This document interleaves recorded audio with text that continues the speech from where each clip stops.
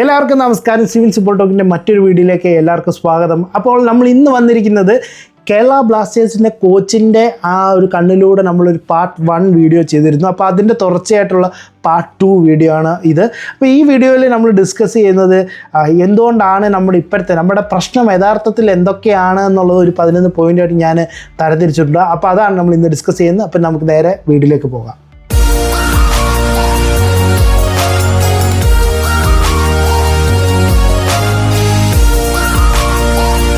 നമ്മുടെ ഇപ്പോഴത്തെ 10ാം സ്ഥാനത്ത് നമ്മൾ കേരള ബ്ലാസ്റ്റേഴ്സ് ഇപ്പോഴത്തെ ഒരു ബ്രേക്കിൽ നമ്മൾ നിലനിൽക്കുമ്പോൾ 8 കളിയിൽ നിന്ന് 4 തോൽവിയും 2 സമനില 2 വിജയം എന്ന് പറഞ്ഞ് നിൽക്കുമ്പോൾ അതിൽ എന്തൊക്കെയാണ് പ്രശ്നം എന്നുള്ളത് എനിക്ക് തോന്നുന്നു. അപ്പം നമ്മൾ ആദ്യം ഞാൻ ഇതിനകത്ത് കൺസിഡർ ചെയ്യുന്നത് കൃത്യമായിട്ട് നമുക്കൊരു പ്ലേയിങ് 11 ഇതുവരെ ഉണ്ടാക്കാൻ കഴിഞ്ഞിട്ടില്ല എന്നുള്ളതാണ്. അപ്പം നമ്മുടെ ബെസ്റ്റ് 11 ഏതാണെന്നുള്ളതിൽ കോച്ചിന് ഇപ്പോൾ ഒരു ഉറപ്പില്ല. അപ്പോൾ നമ്മൾ ആദ്യത്തെ കളിയിൽ നമ്മൾ വയ്ക്കുകയാണെങ്കിൽ നമ്മൾ പ്രത്യേകിച്ച് ഡിഫൻസിലായാലും അറ്റാക്കിങ് ഡിഫൻസ് ഒന്നും കൊണ്ട് ബാലൻസ് ചെയ്യുന്നതിലായാലും ഏത് രീതിയിലായാലും ഒരു പെർഫെക്റ്റ് 11 നമുക്ക് കണ്ടെത്താൻ കഴിഞ്ഞിട്ടില്ല. അപ്പോൾ ആ പെർഫെക്റ്റ് 11 കണ്ടെത്തുമ്പോഴായിരിക്കും നമുക്ക് ആ കറക്റ്റ് ഒരു ഗ്രിപ്പ് കണ്ടെത്തുന്നത്. പക്ഷേ ഈ പെർഫെക്റ്റ് 11 എന്ന് പറയുന്നത് കഴിഞ്ഞാൽ അതൊരു എന്താ പറയേണ്ടത്, നമ്മൾ എല്ലാ സീസണിലും നമ്മൾ പറയുന്ന ഒരു കാര്യമാണ് ഏതാണ് ആ ബെസ്റ്റ് 11 എന്നുള്ളത്.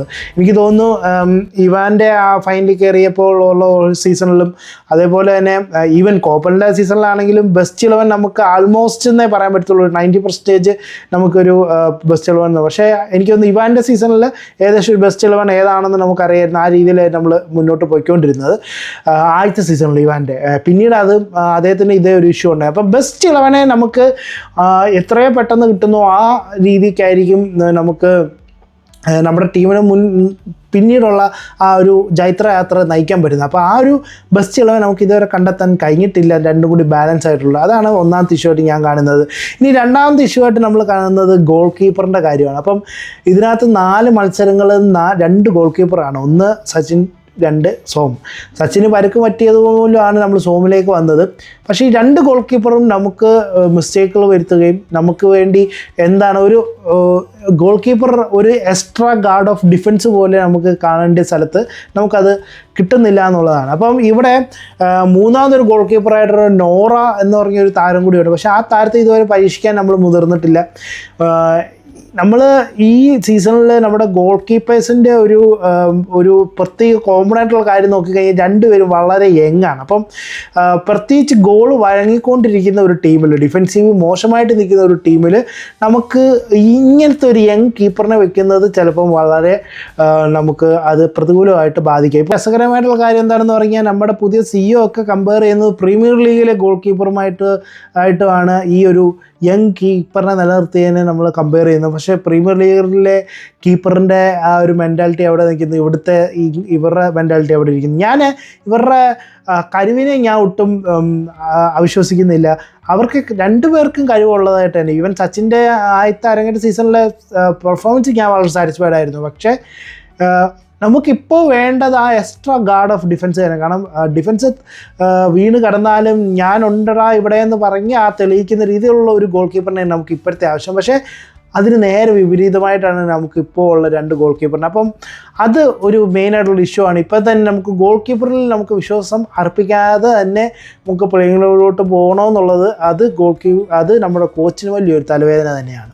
അതിന് ഇപ്പോഴും ഒരു സൊല്യൂഷൻ ആയിട്ടില്ല.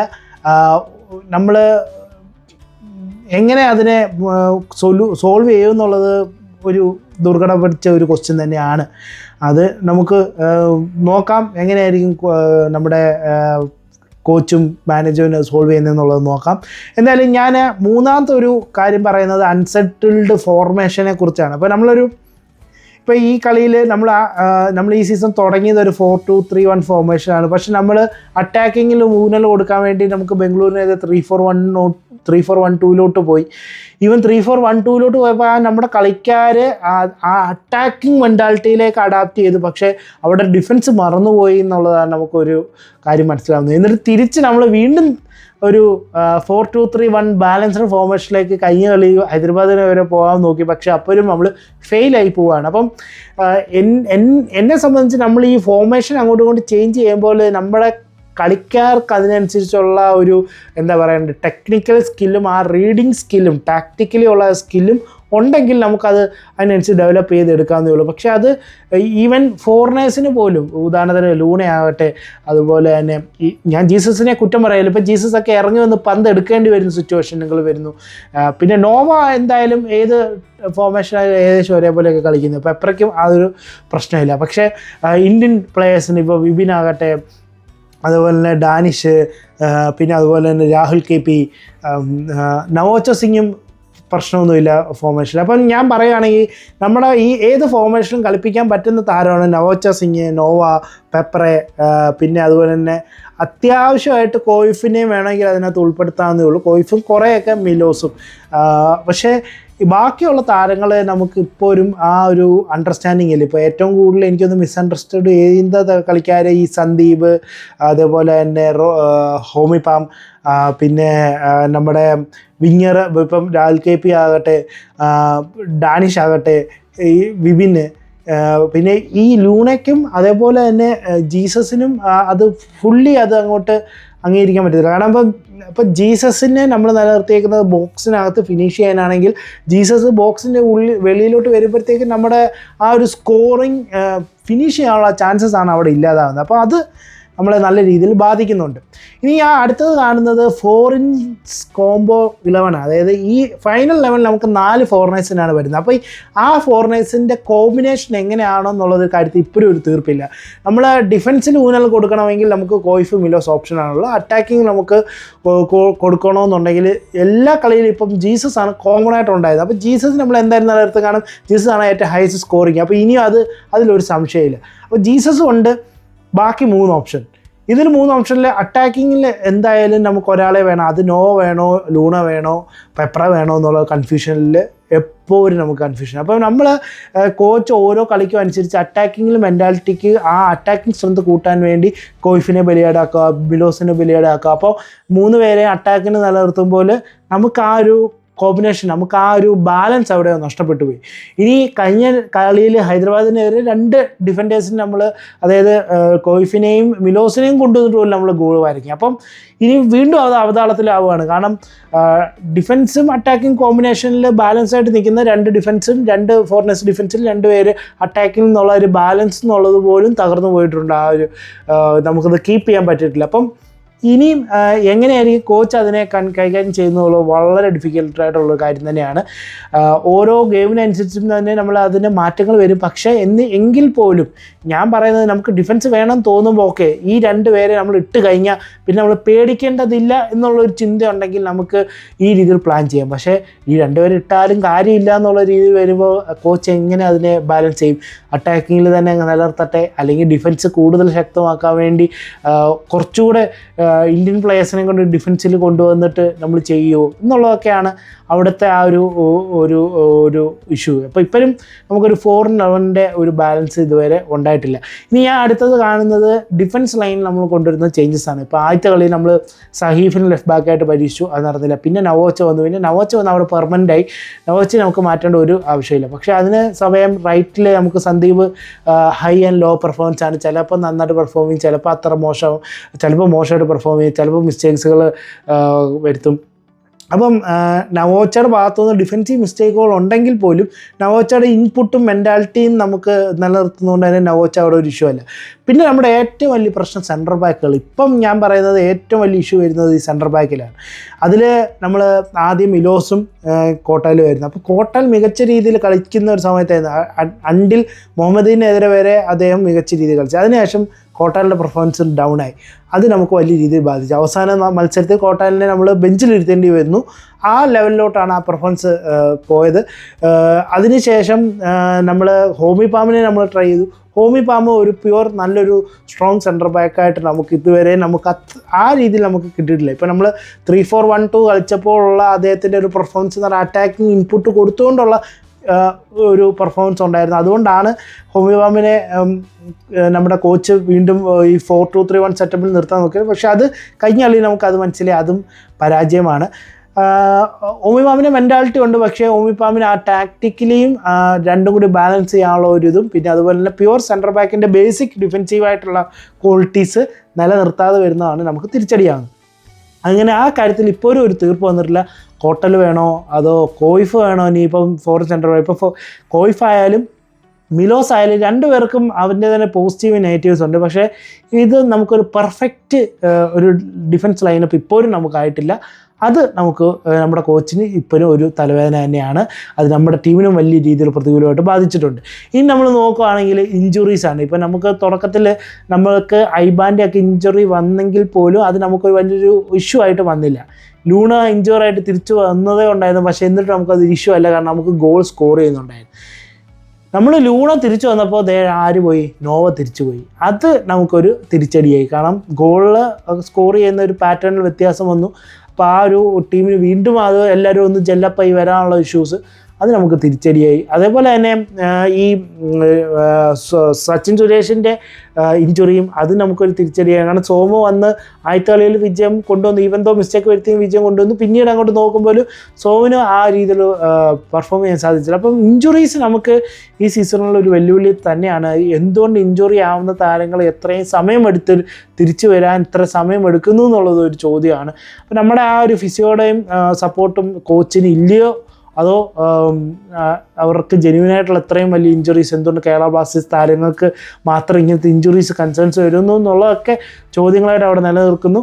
അപ്പോൾ അത് എന്തായാലും കോച്ചിന് ഈ സീസണിൽ തിരിച്ചടിയാണ്. പിന്നെ നമ്മൾ കാണുന്നത് ഗോൾ കൺവേർഷനെ കുറിച്ചാണ്.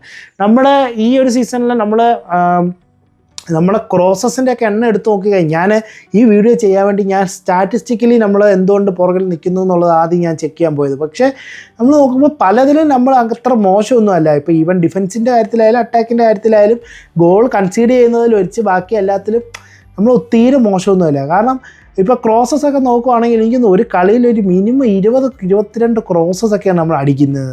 പക്ഷേ കൺവേർട്ട് ചെയ്യാൻ പറ്റുന്നുണ്ടോ? അതില്ല. അതാണ് നമ്മുടെ ഏറ്റവും വലിയ ഇഷ്യൂ. ഷോട്ട് ഓൺ ടാർഗറ്റാണ് നമുക്ക് വേണ്ടത്. ഷോട്ട്സ് കുറേ ഉണ്ട്, ഷോട്ട് ഓൺ ടാർഗറ്റ് ഇല്ല. നമുക്ക് അത് തിരിച്ച് ഗോളിലേക്ക് കൺവേർട്ട് ചെയ്യാൻ പറ്റുന്ന താരങ്ങൾ ബോക്സിലേക്ക് വരുന്നില്ല എന്നുള്ളത് തന്നെയാണ് പ്രധാനപ്പെട്ട ഒരു ഇഷ്യൂ. ഇപ്പോൾ ലൂണയും പെപ്രയും ജീസസിനെയും നോവയും നമ്മൾ നോക്കുകയാണെങ്കിൽ നോവ ബോക്സിനകത്തേക്കോ അടുത്തോട്ടോ വന്നു കഴിഞ്ഞാൽ ഓക്കെ. അതല്ലെങ്കിൽ നോവ പന്ത് ഇട്ട് കൊടുക്കേണ്ടത് ആർക്കാണ്? ജീസസിനാണ്. അതുപോലെ തന്നെ പെപ്ര ആണെങ്കിൽ ബോക്സിൽ തുളച്ച് കയറി വരുന്ന, അല്ലാതെ പെപ്ര ഒരിക്കലും വെളിയിൽ നിന്ന് ഷോട്ട് അടിക്കാനോ നോക്കാറില്ല. അപ്പം പെപ്രയും ജീസസിനും ഒന്നിച്ച് കിട്ടുമ്പോൾ സമയത്ത് ഈ സബ്സ്റ്റിറ്റ്യൂട്ടായിട്ട് വന്നപ്പോഴാണ് നമുക്ക് അങ്ങനത്തെ മൊമെൻറ്റ്സ് ഒക്കെ കൂടുതലും കിട്ടിയിട്ടുള്ളത്. അപ്പോൾ ഒക്കെ നമുക്കറിയാം ബോക്സിനകത്ത് ഫിനിഷ് ചെയ്യാൻ ആരെങ്കിലും ഉണ്ടെന്നുള്ളത്. ജീസസ് അല്ലാതെ ബോക്സിനകത്ത് ഫിനിഷ് ചെയ്യാൻ ആരും ഇല്ലാത്തൊരവസ്ഥ നമുക്ക് വലിയ ഇഷ്യൂ ആണ്. അത് ഗോൾ കൺവേർഷനെ നല്ല രീതിയിൽ ബാധിക്കുന്നുണ്ട്. പിന്നെ നമ്മൾ നേരത്തെ പറഞ്ഞ പോലെ തന്നെ ജീസസൊക്കെ ഉൾവലിഞ്ഞ് വീണ്ടും പന്തെടുക്കാൻ വേണ്ടി വരുന്ന സിറ്റുവേഷനിലേക്ക് വരുമ്പോൾ നമ്മൾ ലൂണെ അവിടെ എന്തിനാണ് വെച്ചേക്കുന്നതെന്നുള്ള ചോദ്യം അവിടെ വരും. അപ്പം ഇതൊക്കെയാണ് ഒരു മെയിനായിട്ട് ഗോൾ കൺവേർഷനിൽ നമുക്ക് ശരിക്കും ഗോൾ കൺവേർഷൻ നന്നായിട്ട് വർക്കൗട്ട് ചെയ്യണമെങ്കിൽ ലൂണ ആ ഒരു പഴയ രീതിയിൽ ആ കറക്റ്റ് ബോൾ എത്തിച്ച് പ്ലേയേഴ്സിന് എത്തിച്ചു കൊടുക്കാനുള്ള ഒരിതുണ്ടെങ്കിൽ ശരിക്കും നല്ല രീതിയിൽ നമുക്ക് ഗോൾ കൺവേർട്ട് ചെയ്യാൻ പറ്റും. അതുപോലെ തന്നെ നോവ എന്ന് പറയുന്ന താരത്തിൻ്റെ ഒരേ സമയത്ത് പന്ത് എത്തിച്ചു കൊടുക്കാൻ അതേപോലെ ഗോളായിട്ട് തീർക്കാനും പറ്റുന്നതുകൊണ്ട് നോവയുടെ ആ ഒരു ടാക്റ്റിക്കലി അദ്ദേഹത്തിൻ്റെ ഒരു പ്ലേസ്മെൻറ്റ് നല്ലതാക്കി കഴിഞ്ഞ് കഴിഞ്ഞാൽ അവിടുന്ന് നമുക്ക് ഗോൾ കുറച്ചുകൂടി കൺവേർട്ട് ചെയ്യാൻ പറ്റും. പിന്നെ അതുപോലെ തന്നെ പെപ്രയെ പോലുള്ള താരത്തിന് നമുക്ക് സബ്സ്റ്റിറ്റ്യൂഷനിൽ സ്ട്രെങ്തായിട്ട് നമ്മൾ നിർത്തുവാണെങ്കിൽ നമുക്കിതുപോലെ സെക്കൻഡ് ഹാഫിലേക്ക് തിരിച്ചു വന്നിട്ടുള്ള രീതിയിൽ അദ്ദേഹത്തിനെ നിർത്താൻ പറ്റും. പക്ഷേ ഇവരെല്ലാവരും ഈ 4 താരങ്ങളും ഫോമിൽ നിൽക്കുകയും ഇഞ്ചുറി ഇല്ലാതെ നിൽക്കുകയും ചെയ്യുമ്പോൾ മാത്രമേ നമുക്കിതൊക്കെ വർക്കൗട്ട് ചെയ്തെടുക്കാൻ പറ്റത്തുള്ളൂ. എവിടെയെങ്കിലും ഇഞ്ചുറി ഇതൊക്കെ വന്നു കഴിഞ്ഞാൽ വീണ്ടും നമ്മൾ ഇത് ഇഷ്യൂസ് ഉണ്ടാകും. അപ്പം ഇപ്പം ഞാൻ പറഞ്ഞ ഈ ലൂണെ കൃത്യമായിട്ട് ബോൾ എത്തിച്ചു കൊടുത്താൽ മതി. നോവയ്ക്ക് രണ്ടിനുമുള്ള 50-50 ഇത് കൊടുക്കുക. പെപ്പർ തുളച്ച് കയറി വരാനുള്ള അനുവാദം കൊടുക്കുക. ജീസസ് എപ്പോഴും ബോക്സ് നിൽക്കുക. അപ്പം ഇങ്ങനെ നമ്മൾ സെറ്റ് ചെയ്ത് എടുത്തു കഴിഞ്ഞാൽ അത് നമുക്ക് കളികളിൽ ഏത് സിറ്റുവേഷനിൽ ഇപ്പോൾ ഫോർമേഷൻ എന്തായാലും ഇത് റോള് നിലനിർത്തി കഴിഞ്ഞ് കഴിഞ്ഞാൽ അവിടെ ഒരു കൺഫ്യൂഷൻ ഇല്ലാതെ ഇവർക്ക് പെർഫോം ചെയ്യാൻ പറ്റും. പക്ഷേ അതേസമയം ലൂണ ബോക്സിനകത്ത് വരണം. ലെഫ്റ്റിൽ നിന്ന് പന്ത് വരികയാണെങ്കിൽ റൈറ്റിലോട്ട് ലൂണ ബോക്സിനകത്തോട്ട് വരണം. അപ്പോൾ അങ്ങനെ വരുമ്പോൾ റീബൗണ്ട് എടുക്കാൻ ആര് പോവും? ഇങ്ങനത്തെ ഒരു ഡൗട്ടുകളൊക്കെ ഇപ്പോഴും ഉണ്ട്. ഇപ്പം ഞാൻ സ്ഥിരം കാണുന്നതാണ്, നമ്മൾ ചില സമയത്ത് ലൂണ പന്ത് കയറി കൊണ്ടുവരുമ്പോൾ റീബൗണ്ട് എടുക്കാൻ ആരുമില്ലാതെ ആ പന്ത് അങ്ങോട്ട് പോകുന്നു. അപ്പം ശരിക്കും റീബൗണ്ട് എടുക്കാൻ ഏറ്റവും നല്ല ഇപ്പോൾ വിങ്ങിൽ നിൽക്കുന്ന ഇപ്പം രാഹുലാകട്ടെ, അതുപോലെ തന്നെ വിപിന്, ഡാനിഷ്, ഇവരെല്ലാം റീബൗണ്ട് എടുക്കേണ്ടതാണ്. പക്ഷെ അവിടെ അതൊന്നും അല്ല സംഭവിക്കുന്നത്. അപ്പം നമുക്ക് ഈ റീബൗണ്ട് എടുക്കാനോ അല്ലെങ്കിൽ സെറ്റ് പീസുകൾ നമ്മൾ എങ്ങനെ ഇത് ചെയ്യാനോ ഒക്കെ നമുക്കൊരു കൃത്യ പ്ലാന് ആ രീതിയിൽ ഗോൾ കൺവേർഷൻ ഇല്ല. നമ്മൾ ആ അറ്റാക്കിങ്ങിൽ പ്രഷർ ചെയ്ത് കയറി പോകുന്നതിനെക്കുറിച്ച് മാത്രമേ നമ്മൾ ചിന്തിക്കുന്നുള്ളൂ എന്നുള്ളതാണ്. പിന്നെ നമ്മൾ നോക്കുകയാണെങ്കിൽ ബെഞ്ച് സ്ട്രെങ്തിനെ കുറിച്ചാണ്. ഇപ്പം നമുക്ക് ഇപ്പോൾ പെപ്രോ സബ്സ്റ്റിറ്റ്യൂഷനിൽ ഇരുന്നപ്പോൾ പെപ്രോ കൊണ്ടൊരു അറ്റാക്കിംഗ് ഇൻപുട്ടായിട്ട് കൊടുക്കാം. ബാക്കി ഒറ്റൊരാളും നമുക്ക് അറ്റാക്കിംഗ് ഇൻപുട്ട് കൊടുക്കാൻ നമുക്ക് അങ്ങനത്തെ ഒരു സ്ട്രെങ്ത് കൊടുക്കാൻ ആരുമില്ല എന്നുള്ളതാണ്. അതായത് ഇന്നൊരു ഇപ്പോൾ പെപ്രോ വരുമ്പോൾ നമ്മുടെ ഈ എതിർ ടീമിൽ നിൽക്കുന്ന കളിക്കാരാണെങ്കിൽ ഒന്ന് ശ്രദ്ധിക്കാം, ഓക്കെ ഇവനെ കടത്തി വിടാൻ പറ്റത്തില്ല. അങ്ങനെ നമുക്ക് ഈ പ്രതിരോധ അല്ലെങ്കിൽ നമ്മുടെ ഒപ്പണൻറ്റ് ടീമിന് പേടി ഭയോ ചെലുത്താൻ പറ്റുന്ന ആരുണ്ട് ബെഞ്ചിൽ സ്ട്രെങ്ത് നമുക്ക് അറ്റാക്കിങ്ങിലായിട്ട്, അത് നമുക്ക് വലിയൊരു ഇഷ്യൂ തന്നെയാണ്. അപ്പം നമുക്ക് ഡിഫെൻസീവ് നമുക്ക് വീണ്ടും സ്ട്രെങ്ത് കൂട്ടാനുള്ള ഓപ്ഷൻ ഉണ്ട്. അതൊന്നും വർക്കൗട്ട് ആയിട്ടില്ല, അത് പോട്ടെ. പക്ഷേ എങ്കിൽ പോലും നമുക്ക് കുറച്ചുകൂടെ ഓപ്ഷൻസുകളുണ്ട്. പക്ഷേ അറ്റാക്കിങ് നമുക്ക് അത് ഇല്ലാതാവുന്നു എന്നുള്ളതാണ് നമ്മുടെ ഒരു വലിയൊരു ഇഷ്യൂ ആണ്. അത് നമ്മൾ എങ്ങനെ കണക്കാക്കിയെടുക്കും എന്നുള്ളത് നമുക്ക് കണ്ടു തന്നെ അറിയാം. പിന്നെ ഞാൻ പറയുന്നത് ഈ ഓൺ ബോൾ പ്രഷറും ഓഫ് ബോൾ പ്രഷറിനെ കുറിച്ചുള്ളതാണ്. അപ്പം ഈ ഓൺ ബോൾ പ്രഷർ നമ്മൾ അത്യാവശ്യം നല്ല രീതിയിൽ കേരള ബ്ലാസ്റ്റേഴ്സ് കൊടുക്കുന്നുണ്ട്. അതുകൊണ്ട് തന്നെയാണ് ഈ പ്രത്യേകിച്ച് ഓപ്പണൻറ്റ് ഹാഫിൽ നമ്മൾ വന്നിട്ട് നമ്മൾ മാക്സിമം പ്രഷർ കൊടുക്കുന്നതുകൊണ്ട് തന്നെ നമുക്ക് അവിടെ നല്ല രീതിയിൽ പാസുകളൊക്കെ ഡിസ്ട്രിബ്യൂട്ട് ചെയ്യാൻ. അപ്പം ഓപ്പണൻറ്റിൻ്റെ തേർഡ് ഹാഫിൽ ഏറ്റവും കൂടുതൽ പാസുകൾ കൊടുത്തൊരു ടീമിൽ ടോപ്പ് 4 5 നോക്കിക്കഴിഞ്ഞാൽ എന്തായാലും കേരള ബ്ലാസ്റ്റേഴ്സ് കാണും. അതുപോലെ തന്നെ പ്രഷറുകൾ ഓൺ ബോളിൽ കൊടുത്തതിൽ നോക്കിക്കഴിഞ്ഞാൽ ഒരു ടോപ്പ് 3 കാണും. പക്ഷെ നമ്മുടെ ഇഷ്യൂ വരുന്നത് ഓഫ് ദ ബോൾ പ്രഷറാണ്. ഇപ്പോൾ ഈ ഓഫ് ദ ബോൾ പ്രഷറിൽ നിന്ന് പറഞ്ഞു കഴിഞ്ഞാൽ ഈ ഒപ്പണൻ്റ് ഹാഫിൽ കുറച്ചുകൂടെ ബെറ്ററായിട്ട് നമ്മൾ ചെയ്യുന്നുണ്ട്. പക്ഷേ നമ്മുടെ സ്വന്തം ഹാഫിൽ ഒരു രീതിക്കും ഇല്ല എന്നുള്ളത്. ഈ ഓഫ് ബോൾ പ്രഷർ കൊടുക്കാത്തതുകൊണ്ട് തന്നെയാണ് പലപ്പോഴും മിസ്റ്റേക്കുകളിലേക്ക് അത് നയിക്കപ്പെടുന്നത്.